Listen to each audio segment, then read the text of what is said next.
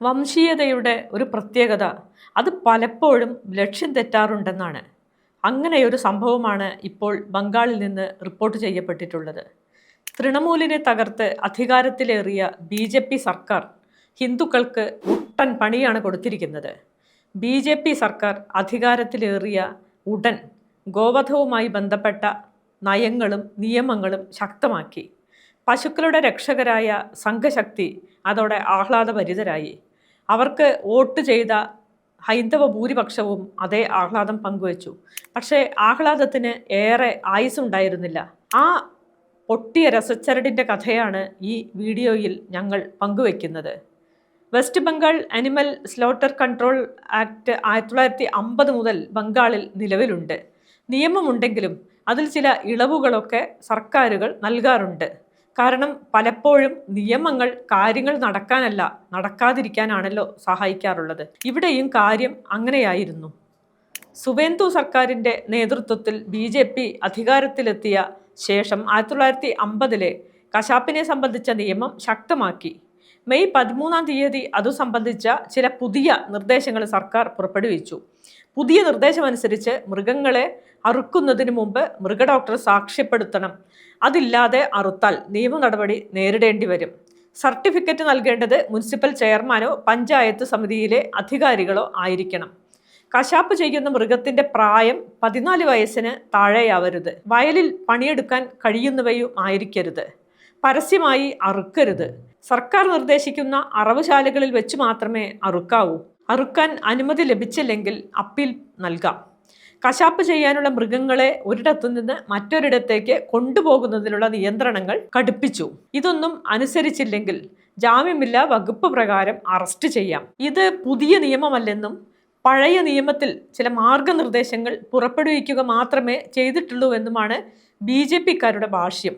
മൃഗസുരക്ഷ ഉറപ്പുവരുത്തുകയാണ് ലക്ഷ്യമെന്നും അവർ വാദിക്കുന്നു. ഹിൻകാൽഗഞ്ച് BJP MLA ആയ രേഖ പാത്ര കുറച്ചുകൂടി മുന്നോട്ട് പോയിട്ടുണ്ട്.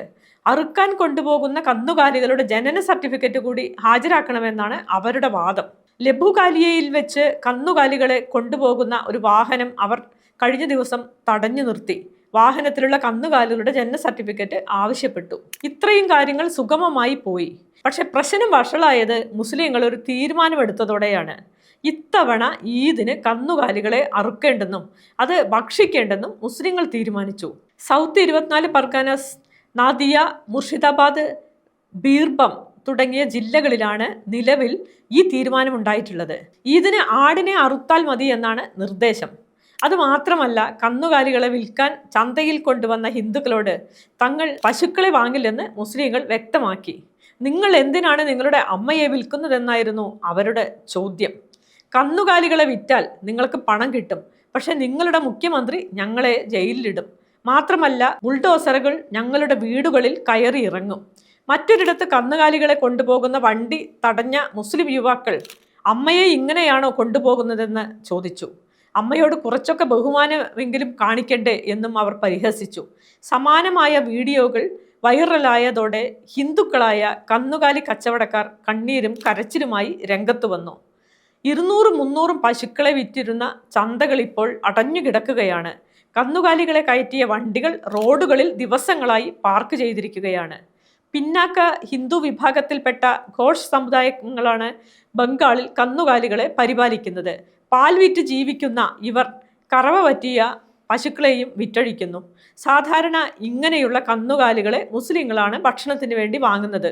പെരുന്നാൾ കാലങ്ങളിൽ ധാരാളം കന്നുകാലികൾ വിറ്റുപോകും. ഇത്തവണയും ഈദ് മുന്നിൽ കണ്ട് ഘോഷ് സമുദായത്തിൽപ്പെട്ടവർ കന്നുകാലികളെ തയ്യാറാക്കി നിർത്തിയിരുന്നു.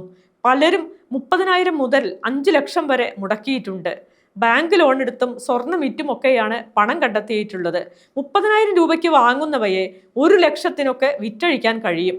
അത് സാധിക്കാതായതോടെ അവർ പ്രതിസന്ധിയിലായി. പ്രതിസന്ധി രൂക്ഷമായ സാഹചര്യത്തിൽ ഒരാൾ അറ്റാക്ക് വന്ന് മരിക്കുക പോലും ചെയ്തത്രേ.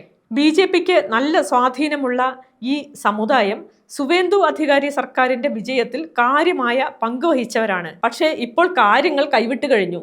സ്ത്രീകൾ വരെ സുവേന്ദുവിനെ പുലഭ്യം പറയുന്ന വീഡിയോകൾ വൈറലായിട്ടുണ്ട്.